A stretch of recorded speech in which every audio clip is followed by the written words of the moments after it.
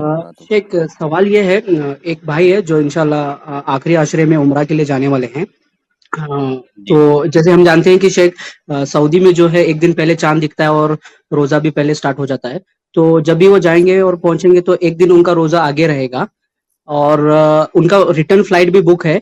मान लीजिए अगर 29 को चांद दिख जाता है सऊदी में, तो उनका एक रोजा कम भी हो जाएगा और जिस दिन वो निकलेंगे ईद की नमाज पढ़ के, तो रात में इंडिया पहुंचेंगे और दूसरे दिन भी यहाँ पर भी ईद होगी। तो क्या वो ईद की नमाज वहां और यहाँ दोनों जगह अदा भी कर सकते हैं? ये सवाल था शेख। जहां पर पहले उनकी ईद की नमाज पड़ती है वहां पर वो ईद की नमाज अदा करेंगे।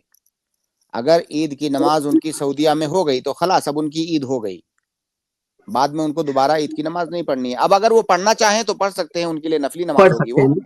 लेकिन अच्छा। हाँ, पढ़ना चाहें तो पढ़ सकते हैं, लेकिन असल उनकी ईद हो गई जहां पर उन्होंने पहले ईद मना लिया। अच्छा शेख, और जो एक रोजा उनका कम भी काउंट होगा ना, जैसे अब यहाँ पे अगर अगर 20 रोजा अगर चल उनका, रहा। सुनिए, हाँ। अगर अगर मान लीजिए, फर्ज कीजिए कि हिंदुस्तान में 30 रोजा हुआ, सऊदीया में भी 30 रोजा हुआ, या और ये सफर की वजह से उनका रोजा 29 ही बन रहा है, तो फिर वो एक रोजा कजा करेंगे। लेकिन अगर वो उस इस साल का रोजा 29 ही बन रहा है और 29 उन्होंने रख लिया है, सफर के बावजूद भी उनका 29 पूरा हो गया है, तो फिर दोबारा उन्हें रखने की जरूरत नहीं है।